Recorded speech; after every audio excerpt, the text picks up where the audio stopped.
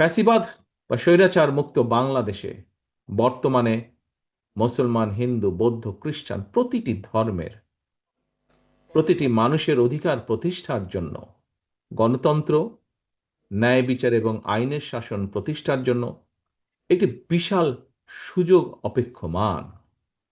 এই কথাটাও আজ এখানে যে সকল সম্মানিত ব্যক্তিবর্গ বক্তব্য রেখেছেন, তারাও তাদের বক্তব্যে বিভিন্নভাবে এই কথাটিকে সামনে নিয়ে এসেছেন।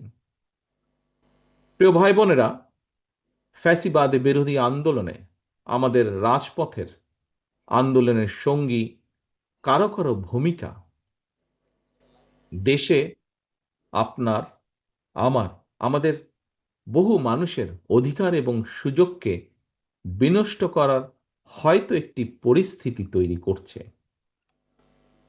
প্রিয় ভাই বোনেরা, দেশ যদি অস্থিতিশীল হয়ে ওঠে, তাহলে পতিত পরাজিত পলাতক ফ্যাসিবাদী অপশক্তির পুনর্বাসনের পথ সুগম হতে পারে বা হয়।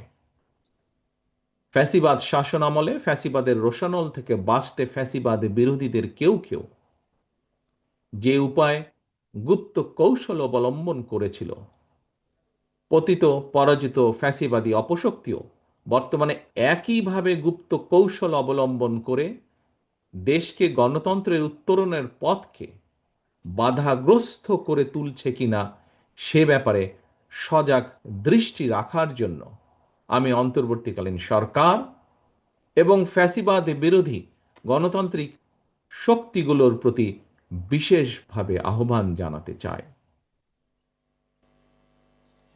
প্রিয় ভাই বোনেরা, প্রিয় উপস্থিতিবৃন্দ, সম্মানিত নেতৃবৃন্দ,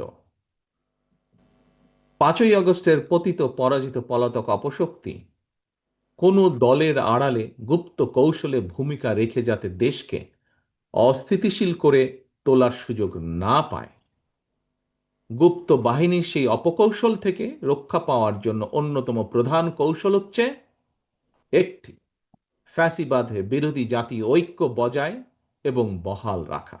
এ কারণেই বিএনপি অন্তর্বর্তীকালীন সরকার এবং ফ্যাসিবাদ বিরোধী আন্দোলনের রাজপথের সঙ্গীদের সাথে সহযোগিতা এবং সমঝোতার দৃষ্টিভঙ্গি সমুন্নত রেখেছে।